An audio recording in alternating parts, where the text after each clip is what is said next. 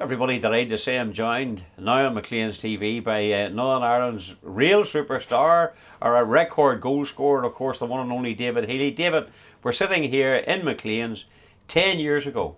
I was there, privileged to be there. Of course, you were there too. Yeah. That goal against England, people I'm sure still talk to you about it.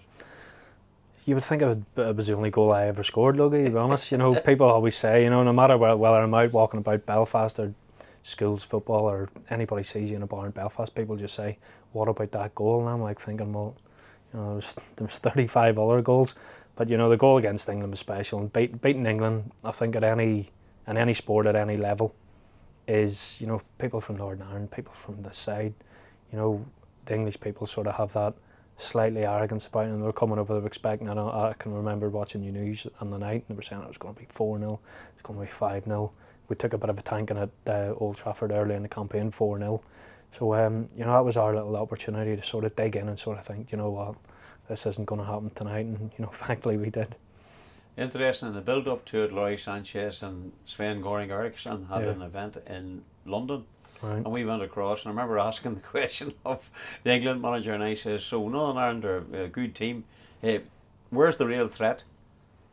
And he actually couldn't answer it. He was going, well, Northern Ireland have a good squad and a good team and this and like that. I think your name was thrown in. I think that was it. Yeah, I think it was mentioned because we joked with Keith at the time, because I think he tried to rhyme like Gillespie's name, and it was actually Keith Gillespie.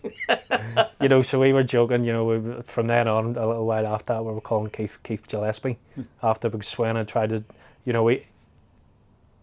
for whatever reason he didn't take it serious, maybe he did, but it just shows you the lack of information he has, and the difference where some of these Eastern European countries, when Michael O'Neill plays them, Michael has already a fond idea, a real good idea about their strengths and their weaknesses, and more importantly what they're actually called. So it just shows you a lack of probably sort of respect that we were given on that night. I don't think the English players, the fans and maybe the staff maybe thought they'd just turn up at Windsor Park and the roll was over, and we showed them it certainly wasn't the case that night.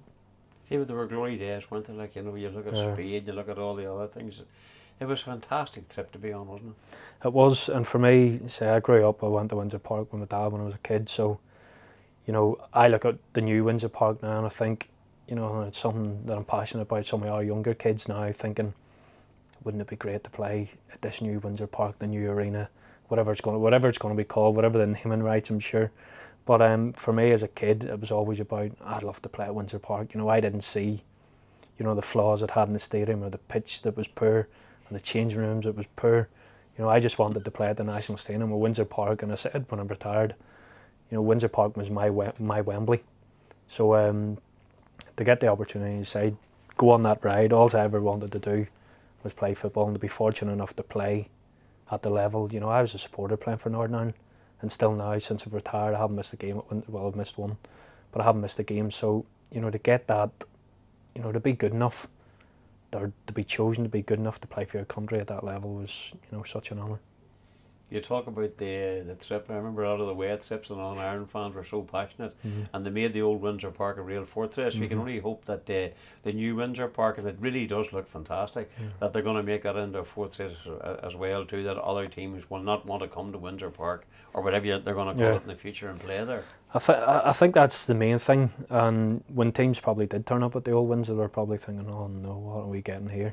I can remember the Spanish turning up. The Spanish turned up. In the dressing rooms and going. And they were probably thinking, they were probably looking around the dressing room thinking, where's the rest of it? So, and again, with the go back to I think it was 7 or 8, the campaign when we played Denmark at Windsor Park, and you could see we were out on the pitch and sort of having a look. Nigel got us out on the pitch, and the pitch was waterlogged. The pitch was completely unplayable an hour or so before the game, and we were amazed. We were thinking we're going to have to come back tomorrow, or maybe sometime next week, or maybe next month to play this game. And the Danish boy, I can still remember the Danish boys coming out. They had these big coats on, big hoods over their heads, and they're thinking, they're like, doing this.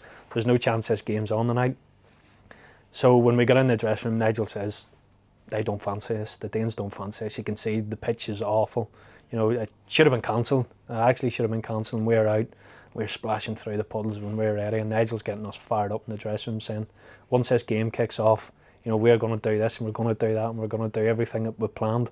You get out on a pitch, you're trying to pass to somebody, the ball wouldn't even run along the ground. So all the plans that we were going into, and it was the same for the Danish team, but you know, the game should never have been played, and for whatever reason that night, we actually needed to win, and to take us in the last game, that sort of gives the opportunity. It wasn't a big opportunity going to Spain. We needed to beat Spain and Spain to even have a chance, which obviously didn't materialise in the end because Sweden won their last game. But you know, you go back to them and the pitches and everything, the trips away and everything you talk about was such a. You look back now and you actually think, what the hell was going on that night? It was great crack.